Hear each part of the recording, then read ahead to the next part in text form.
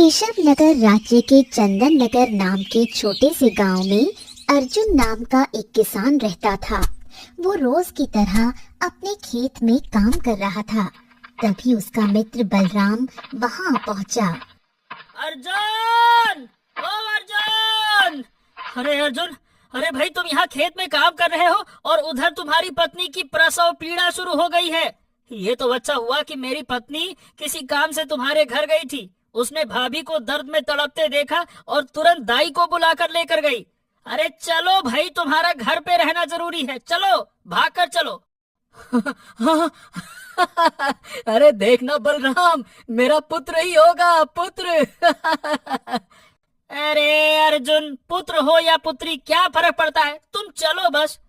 ओ बलराम, फर्क है, छोरा छोरी में फर्क है और हमें चाहिए पुत्र, समझे? चलो। इतना कहकर अर्जुन घर की ओर दौड़ पड़ा। कुछ देर बाद अर्जुन घर के दरवाजे पर पहुंचा। तभी बलराम की पत्नी बिंदिया 2 नवजात कन्याओं को गोद में लेकर बाहर आई। मुबारक हो अर्जुन भैया, तुम्हें जुड़वा बेटियां हुई हैं। अर्जुन का चेहरा उतर गया। वो बिना कुछ कहे वहां से लौट गया। थोड़ी देर बाद जब वो घर में आया तो उसकी पत्नी आरती अपनी दोनों बेटियों को दूध पिला रही थी। क्या हुआ? क्या आप खुश नहीं हुए? अरे खुश नहीं हुए से तुम्हारा क्या मतलब है? तुम जानती हो कि मुझे पुत्र चाहिए था, पुत्री नहीं। और तुम एक बेटा भी नहीं दे पाई। अगर यही 2 पुत्र हुए होते तो मैं सारे गांव में दावत करता, सीना चौड़ा करके चलता। क्या करूं इन लड़कियों का, क्या करूं इनका? आरती के चेहरे पर गहरी उदासी उतर आई, लेकिन कुछ देर बाद उसने संभलते हुए मुस्कुराने की कोशिश की। अच्छा सुनिए ना, मैंने इनका नाम रख लिया है। बड़ी का नाम चारुलता और छोटी का सौम्या। कैसे लगे आपको ये नाम? ऐसा है, ये तुम्हारी बेटियां हैं, चाहे तो नाम रखो चाहे तो ना रखो, मुझे कोई मतलब नहीं इनसे। अर्जुन वहां से चला गया और आरती की आंखों से आंसू बहने लगे। समय बीतता गया। आरती ने अकेले ही अपनी दोनों बेटियों का पालन पोषण किया। अर्जुन ने कभी उनकी परवाह नहीं की। 10 वर्ष गुजर गए और अब सौम्या और चारुलता समझदार हो चुकी थी। माँ, पिताजी हम दोनों से बात क्यों नहीं करते? सौम्या की बात सुनकर आरती की आंखें भर आईं।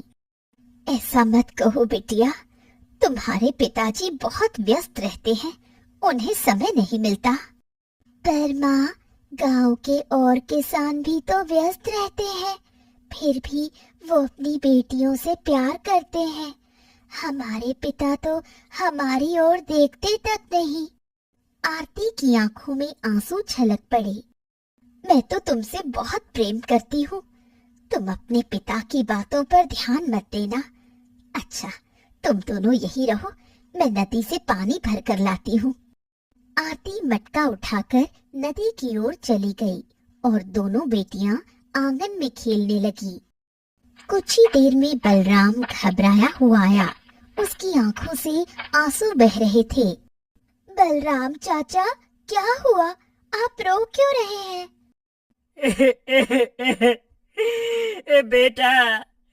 बेटा तुम्हारी माँ नदी में डूब कर मर गई।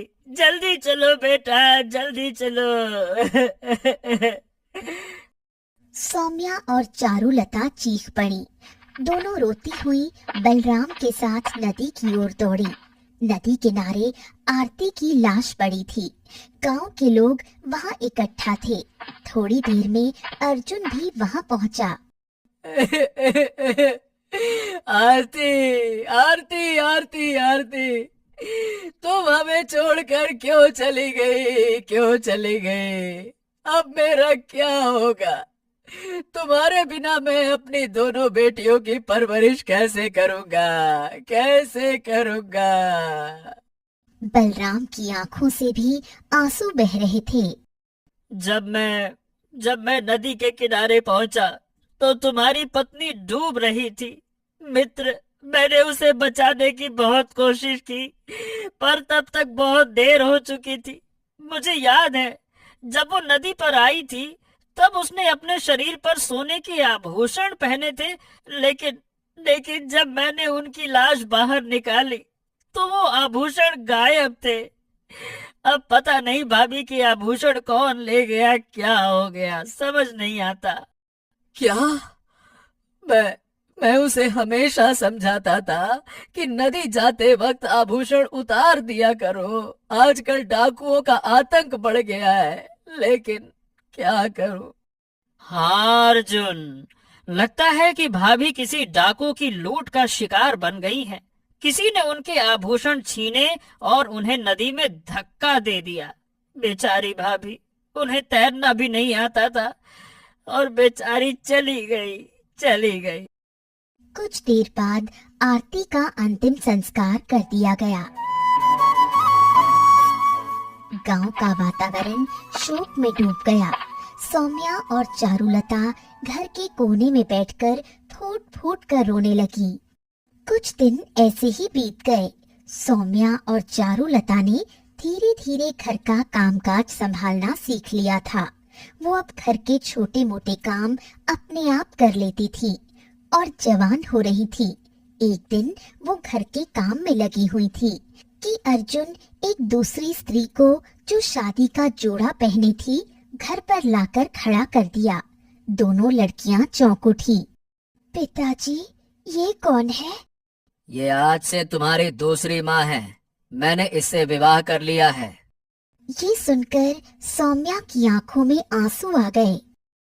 पिताजी, माँ को गए हुए अभी कुछ ही दिन तो हुए थे। मैं ये विवाह नहीं करना चाहता था, पर गांव के लोग जिद कर रहे थे। मैं खेत में काम करने के लिए निकल जाता और तुम दोनों दिन भर अकेली रहती। अब जब तुम्हारी माँ नहीं रही, तो मैंने तुम्हारी वजह से राधा से शादी की है, ताकि वो तुम्हारी देखभाल कर सके। इतना कहकर अर्जुन वहां से चला गया। शुरू में राधा का व्यवहार सौम्या और चारुलता के प्रति ठीक ठाक था, पर कुछ समय के बाद धीरे धीरे उसका स्वभाव बदलने लगा। एक सुबह जब सौम्या सो रही थी, राधा गुस्से में आकर उसे उठाकर बोली, जल्दी उठ, घर पर पानी खत्म हो गया है, नदी से पानी भर कर ला। सौम्या उठकर नदी से पानी भरने चली गई। राधा दूसरी ओर चलकर चारुलता को उठाने आई और बोली, तू भी उठ, घर का झाड़ू पोछा कर, बर्तन धोने हैं। तुम दोनों के पास सोने के अलावा और कोई काम नहीं है, जल्दी काम पर लग जाओ। राधा वहां से चली गई। सौम्या और चारुलता माँ आरती को याद करके काम करने लगी। समय के साथ राधा का व्यवहार और क्रूर होता गया। काम का बोझ बढ़ता गया। एक दिन सौम्या अपनी बहन चारुलता से बोली, हमारी सौतेली माँ का व्यवहार तो हमारे प्रति बहुत ही क्रूर होता जा रहा है। हाँ, मैं भी देख रही हूँ, वो हमें एक पल भी आराम नहीं करने देती। हमें पिताजी को ये बात बतानी चाहिए। शाम को जब अर्जुन काम से लौटा, चारुलता रोते हुए अपने पिता के पास चली गई। पिताजी, हमारी सौतेली माँ हमें हमेशा काम पर लगाती है। वो हमें एक पल भी बैठने नहीं देती। हमारा शरीर शाम तक थककर चूर हो जाता है। कभी कभी तो सौतेली माँ हमें खाना भी नहीं देती। ये सुनकर अर्जुन भड़क उठा। नालायक लड़कियों, ये क्या सौतेली माँ लगा रखा है? अरे वो तुम्हें झेल रही है, यही उसके लिए बहुत बड़ी बात है, जैसे मैं तुम्हें झेल रहा हूँ। पता नहीं तुम दोनों पैदा ही क्यों हुई। सौम्या और चारुलता पिताजी की तरफ अविश्वास से देखने लगी। जब तुम दोनों पैदा हुई थी ना, तो मैं बिल्कुल खुश नहीं था। मैंने गांव में कोई मिठाई नहीं बंटवाई थी, कोई ढोल नहीं पिटवाया था। मैं चाहता था कि मेरी बीवी आरती, तुम्हारी माँ, किसी पुत्र को जन्म दे, पर उसने दी तो एक नहीं दो दो बेटियां। तुम्हें समय पर खाना मिल रहा है, तुम्हारे लिए यही बहुत है, समझे? अब देख क्या रही हो? दफा हो जाओ मेरी आंखों के सामने से, जाओ यहाँ से, जाओ। दोनों रोते हुए कमरे में चली गईं और माँ की याद में बस रोती रहीं। फिर समय की धारा बहने लगी और 10 वर्ष और बीत गए। चारुलता और सौम्या अब जवान हो चुकी थी। एक दिन अर्जुन घर लौटा। तुम्हारी दोनों पुत्रियां जवान हो गई हैं। अब तुम्हें उनकी विवाह की तैयारी करनी होगी। क्या तुम्हारे पास इतना धन है कि तुम दोनों का दहेज दे सको? ये बात सुनकर अर्जुन क्रोधित हो गया। मैं फूटी कौड़ी भी उनके विवाह में खर्च नहीं करने वाला। देखो, मेरे पास एक उपाय है। मैं अपने गले का हार गायब कर दूंगी और चोरी का आरोप तुम्हारी दोनों पुत्रियों पर लगा दूंगी। तुम मेरा साथ देना, फिर अपनी दोनों पुत्रियों को धक्का देकर बाहर निकाल देना। इससे तुम्हें इन दोनों से हमेशा के लिए छुटकारा मिल जाएगा। तुम सही कह रही हो। ठीक है। अगले दिन जब सौम्या और चारुलता काम कर रही थीं, राधा वहाँ पहुँची। मेरे सोने का हार जो मैं गले में पहनती थी, नहाने से पहले मैं अपने कक्ष में रखकर जाती थी, और अब वो गायब है। वो कहाँ गया? कैसी बातें कर रही हो माँ? हम तो आपके कक्ष में जाते ही नहीं। मुझे शक है कि सौम्या और तुमने हार चुराया है, क्योंकि तुम दोनों मेरे गले के हार को हमेशा घूरती रहती थी। माँ, हम पर चोरी का इल्जाम मत लगाइए। उसी समय अर्जुन वहाँ आया। राधा ने इशारा किया। अर्जुन ने डंडा उठाया और क्रोधित स्वर में कहा, साफ साफ बोल रहा हूँ, सच बोल दो, नहीं तो मैं धक्के मारकर बाहर निकाल दूंगा। सच सच बता। चारुलता और सौम्या हाथ जोड़कर विनती करने लगी। पिताजी, हमारी बात पर विश्वास कीजिए। अर्जुन ने भयंकर ठंड में उन दोनों को घर से निकाल दिया। गांव वाले देख रहे थे, पर कोई मदद के लिए आगे नहीं बढ़ा। सौम्या और चारुलता रोते हुए घर से दूर नदी के किनारे चली गईं। वो बेबसी और अपमान से टूट चुकी थीं। माँ, तुम अकेले पानी भरने क्यों गई थी? हमें भी साथ ले लेती, हमें ये दिन नहीं देखना पड़ता। माँ, तुम्हारे जाने के बाद हमने कितने अत्याचार सहे, तुम्हें क्या पता है। वो घंटों नदी के किनारे बैठकर रोती रहीं, अपनी माँ से बातें करती रहीं और उस बचपन की यादों में खुद को ढूंढती रहीं। सर्दी इतनी कड़क रही थी कि दोनों बहनों का शरीर ठंड में जम सा गया था। वो नदी के किनारे बैठी रहीं और ठिठुरती रात गुजारती। तभी बलराम वहाँ से गुजरा।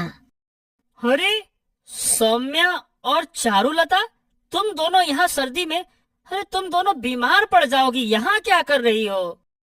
दोनों बहनें रोने लगीं और सारी घटना बलराम को बता दी। बलराम की आंखों में आंसू आ गए। हाँ बेटा, मैंने कई बार तुम्हारे पिता को समझाने की कोशिश की कि अपनी बेटियों के प्रति इतना कठोर रवैया सही नहीं है, नहीं है।